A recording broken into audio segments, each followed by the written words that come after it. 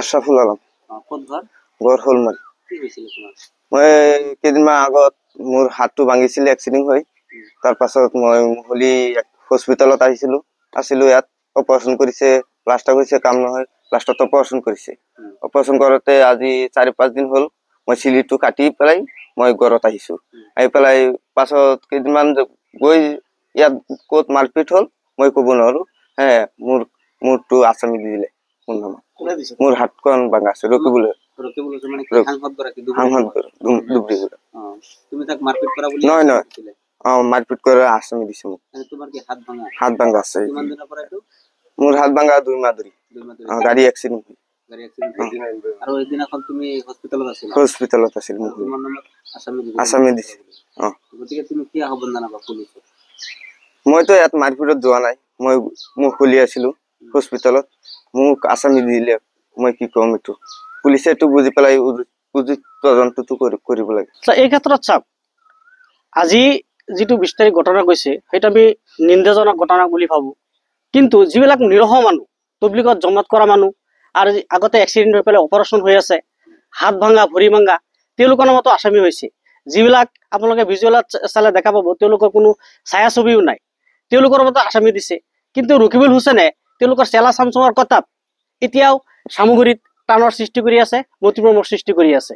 তেওঁ এতিয়া সামগ্ৰীত চাই গুণ্ডাগিৰি কৰিবলৈ নিশ্চয় তেওঁ চালা চামচুৱে এইকেইটা নাম দিছে। আমাৰ শ'লমাৰী গাঁৱৰ পৰা 7জন আসামি দিছে, টোটেল 22 জনৰ নাম দিছে। কিন্তু আমাৰ 7জন মানুহ ইয়াৰ পৰা যোৱাই নাই। তেওঁ কেনেকে এইবিলাক নামবিলাক দিছে? তেওঁৰ চেলা চামচুৰ পৰা এতিয়াও সামগ্ৰী শাসন কৰিব বিচাৰে। আৰু বিশেষ কথা, ৰকিবুল হুছেইন ডাঙৰীয়াৰ লাজ বোলা বস্তুটো নাই। আমাৰ সামগ্ৰী সমষ্টিৰ ৰাইজে, ৰূপহী ৰাইজে, সামগ্ৰী সমষ্টিৰ ৰাইজে এতিয়া ৰকিবুল হুছেইন আমাৰ সামগ্ৰী সমষ্টিত সোমোৱাটো, তানজিল হুছেইন সোমোৱাটো এইটো নিবিচাৰে।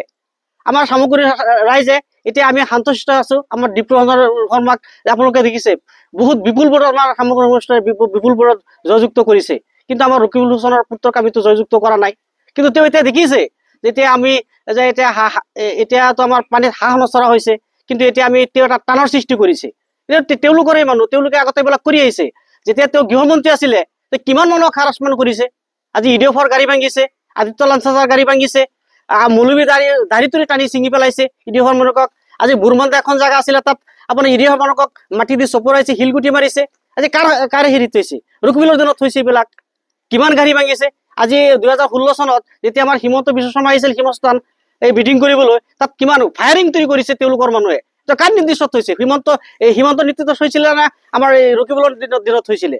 কিন্তু এতিয়া আমি দেখা পাইছো যে তেওঁ এই ত্ৰাণবিলাক যিটো সৃষ্টি কৰে, এইটো তেওঁৰ এটা টানৰ সৃষ্টি কৰি পেলাই তেওঁ আমাৰ সামগ্ৰী সমষ্টিখন তেওঁ এৰিব বিচৰা নাই। বাপুতে এটা শাসন কৰিব বিচাৰিছে আৰু মানুহক এটা বয় বাবুকি দেখাই পেলাই এইবিলাক কৰিবলৈ যে মানুহে তেওঁক মানে পুতক ৰজা বনাই, তেওঁৰ পুতক ৰজা বনাই তেওঁৰ পুতকে আমি চালা চামচা হিচাপে আমি তেওঁৰ কাম কৰিব লাগে। তেওঁলোকে এটা তান্ত্ৰৰ সৃষ্টি কৰি পেলাই আমাক সাধাৰণ ৰাইজৰ জ্বলা খোলা খুৱাইছে।